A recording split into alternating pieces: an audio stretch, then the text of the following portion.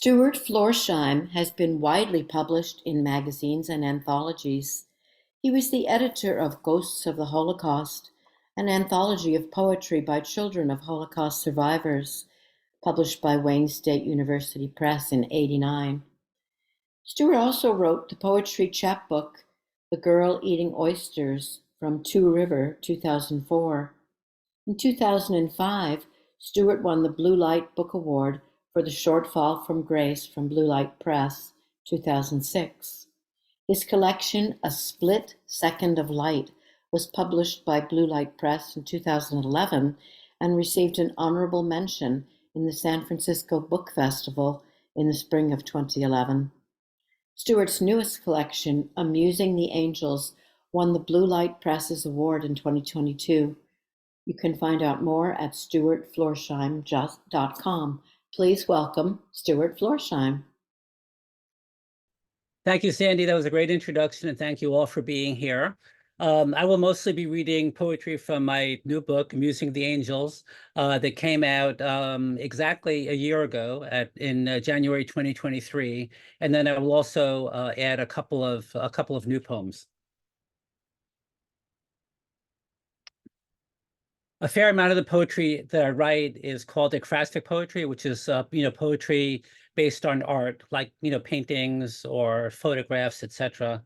So I'm going to start with a poem called "The Breezy Time of Day." It's at the front of my book. It's the front piece, and I like to read it because it contains a lot of the themes that are resonant in the entire collection. So this poem is called "The Breezy Time of Day," and it's based on a painting called "Adam and Eve Expelled from Paradise." It's a painting by Marc Chagall. The angel seems bemused as she expels Adam and Eve from the garden. After all, they don't seem displeased.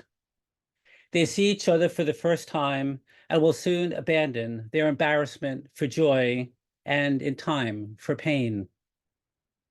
Their curiosity is ravenous. The musky scent of the earth will invigorate them and arouse their hunger. They will have children and learn how to nourish them. Their knowledge will be a light, often disclosing the inadequacy of the words they use to express their wonder, their anguish, and their resolve. They will find that time is the enemy and can cancel out even our greatest accomplishments. They will observe animals that send signals, often to other species, to alert them about nearby predators. They will watch ravens mourn when members of their conspiracies die or get killed. They will grieve for their son after he's killed at the hands of his brother. They will bury him and weep. They will have another child. They will never turn back.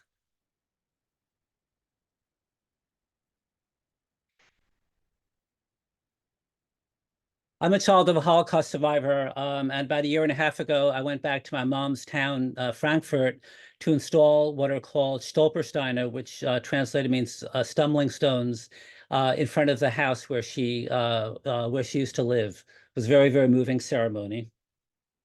It has a couple of words in German, which I think might be understandable. Narrating the stones. At the end of the ceremony, the young school children peel away from the crowd. It looks like a movie that begins in real time, but then I imagine the time slows, almost to a standstill. The children are in school. They're learning about Hitler and the camps. They see pictures and ask questions. Kinder auch? The teacher tells them about a Jewish family who lived a few blocks away at Seil 51. A father, mother, 2 children. Kristallnacht, Dachau, New York, Stolpersteine. Back in real time, the children rush to the stones to drop roses on the names of my grandfather, grandmother, mother, uncle. One of them struggles to look up at me, puzzled by the weight of remorse. The next poem I'm going to read is called Mother's Phone Book.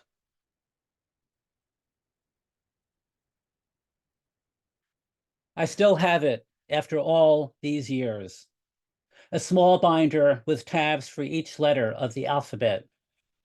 It reads like a personal history, including all my parents, aunts and uncles, first and second cousins in the US and Israel, nieces, nephews, neighbors, doctors, a few of her favorite hairdressers, the ladies who play canasta and gin rummy, the people who play Scrabble with her, carefully listed under S. It's mother's early version of Facebook, with names crossed out if the people died, cheated when they played cards, or didn't offer her rides to the swim club. At the front of the binder on the first tab, she wrote down the names of all the contacts at her hospice.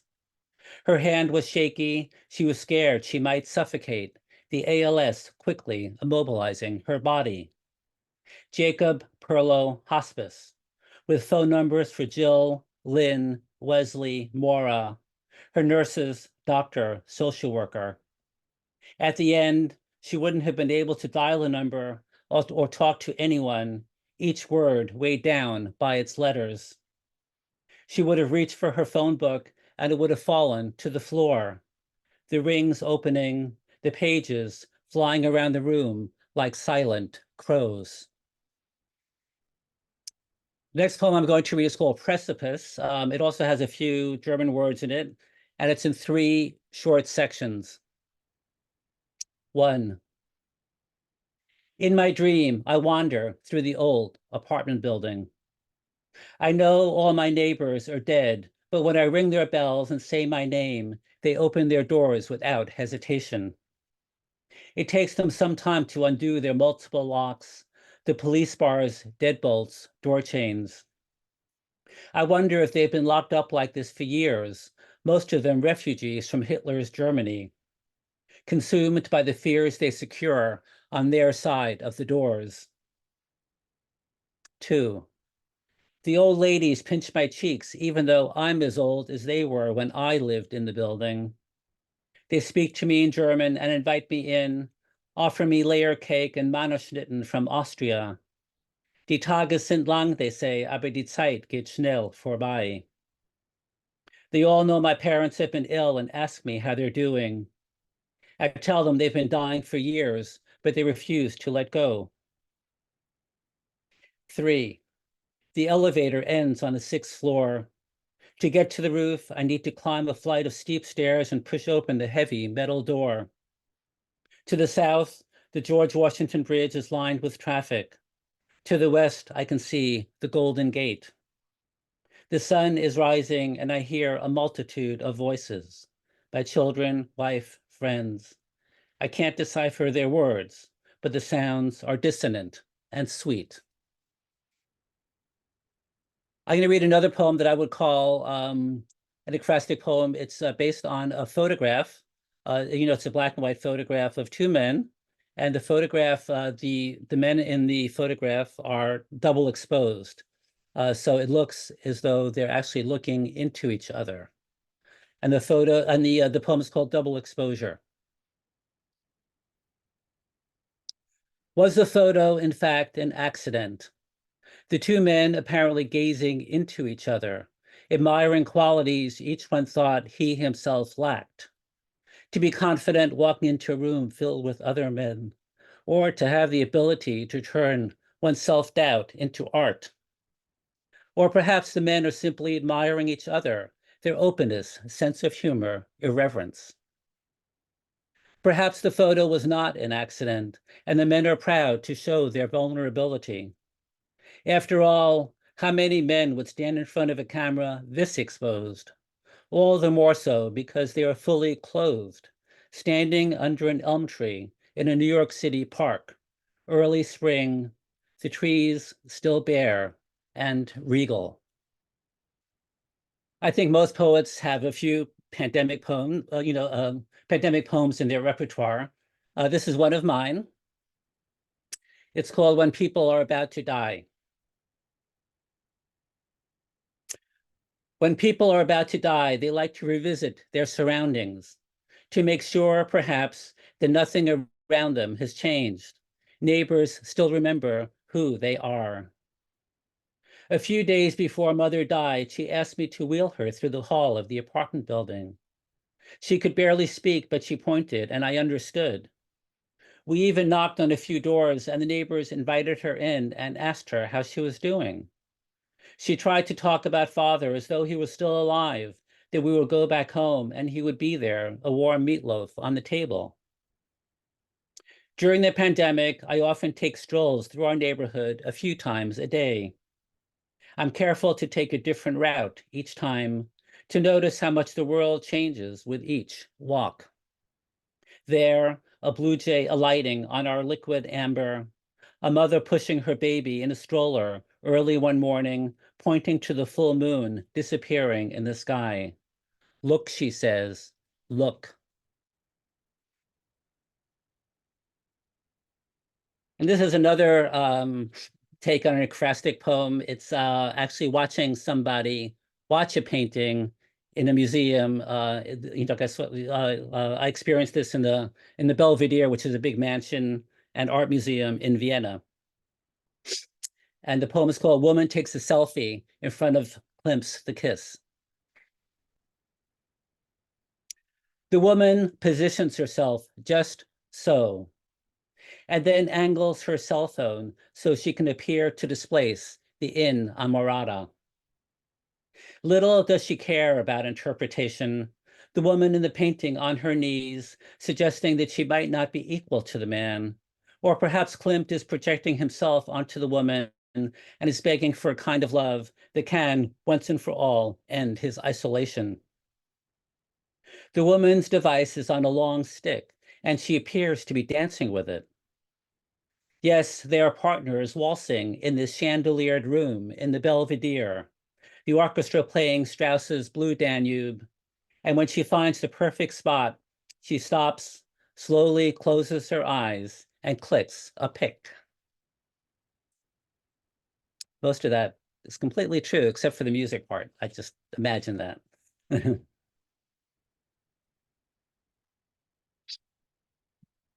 The next couple of poems are placed in Israel. I was there, well, a few years ago, then a few years back. I've been there several times, and I wanted to read this poem because it portends some of the terrible things going on in the Middle East right now. The poem is called Jerusalem. In the old city, a guy tells his group it's safe to walk around, all the quarters monitored by surveillance cameras. I look up and see a steel gray lens lilting back and forth, an eye trying to anchor in time. A man in a black hat and coat crosses the road in front of a car, reading from his prayer book. He mumbles in Hebrew, and then his voice begins to tremble. A yud shimmers like a butterfly stopped in midair. Alongside him, a man in a jalaba hears the muezzin's cries and breaks into a run. His urgent Allah Akbar, parting the crowd. We go back to our apartment, walls made of Jerusalem stone. I stare at one piece until I see a face emerge. A lion resting, merely resting. And this poem takes place in Israel as well. It's called The Aspera. I say Kaddish for my parents at the Wailing Wall, and then find 2 stones to take home and place on their graves. On the flight home, the pilot announces we'll stop on Cyprus to refuel. The gas from Ben Gurion might be contaminated with explosives. I miss all my connections. The journey of 2 stones could have been so simple. Now I'm going to read a couple of newer poems, and then finish with the last poem that's in my book. I'm on the board of directors of a great nonprofit called End of Life Choices California. We inform people about their legal end-of-life options in the state of California. And I had the privilege of working with one of our clients. I got to know him, and also was there and I actually handed him his life-ending medication. This poem is called Mercy. When I hand our client the life-ending medication and tell him he can still change his mind, but once he takes it, there will be no turning back. He chugs down the 4 ounces of liquid and smiles. His revenge against a body that betrayed him with prostate cancer, the stabbing pain in his bones, the quick march to his brain. He even grabs his Gatorade and puts a few ounces into the bottle where the medication was, swirls it around, and chugs that as well. Good to the last drop, he says. He starts to ramble with an urgency. It's about his favorite authors, John Steinbeck, for one, the way he captured human desperation in his novels like Of Mice and Men. He points to his books in the assisted living room that hospice moved him into the week before, the apartment where he was living alone, so dirty and cluttered with old furniture, books, paperwork, outdated computer equipment, the nurse had a hard time getting to his bedroom. He wants to make sure I take his books, so they're not tossed away with his belongings. He begins to fall asleep, mumbling about Steinbeck and the books he wrote, and I imagine he's sinking into a dream about Lenny in Of Mice and Men, the way his best friend, George, saves him.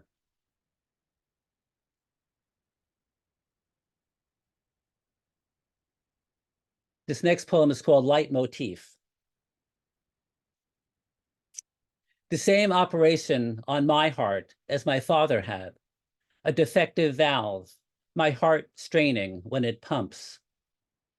While I'm growing up, my mother yells at him, demands that he be a better father, more like the dads who aren't refugees. He and I sit in the kitchen trying to learn all the Boy Scout knots, my father sweating as we go through the handbook. We start with a square knot, but he can't do it. His thick fingers a hindrance, better suited for slicing sides of beef. When I first work at his meat market, he takes me into the big freezer and explains the different cuts. Chuck, ribs, flank, brisket, the large sides swinging into me, my shirt covered in blood and gristle. He shows me the organs he has for sale, the hearts and tongues set in aspic, the subtle transparency of veins. And the last poem I'm going to read is the last poem in the collection. And the title is called Ushering at the San Francisco Opera. From the end of the long line of patrons waiting for me to escort them to their seats, the Carmen wannabe in the floor-length red chiffon gown, black hair pulled back, fashioned into a bun, the man in a tux walking and reading his program through rose-colored glasses perched on the tip of his nose. My friend Bill shouts to me, "Hey, Stewart, didn't I see you naked at the pool this morning?" Everyone chuckles as I look down to make sure I'm clothed. And then I recall the 200-yard medley we did in our master's group at 6 o'clock that morning, my legs still tight because I didn't stretch enough after the swim. Carmen tells me she's a swimmer as well and just completed the 2-mile race from Alcatraz. In fact, everyone shares their exercise routines with me as I escort them to their seats. The woman preparing for her first triathlon, the man trying his hand at boxing, the woman who does Bikram yoga every morning. The lights dim and my patrons appear restless in their seats. When Irene Roberts begins her first aria, the triathlete stretches her arms across her shoulders, imagines the light shimmering on the pool, and dives in, one arm stretching out, then pulling the water hard along the length of her long body. She's swimming just above the surface now as she listens to Carmen sing sweetly about love, the rebellious bird that no one can tame. Thank you.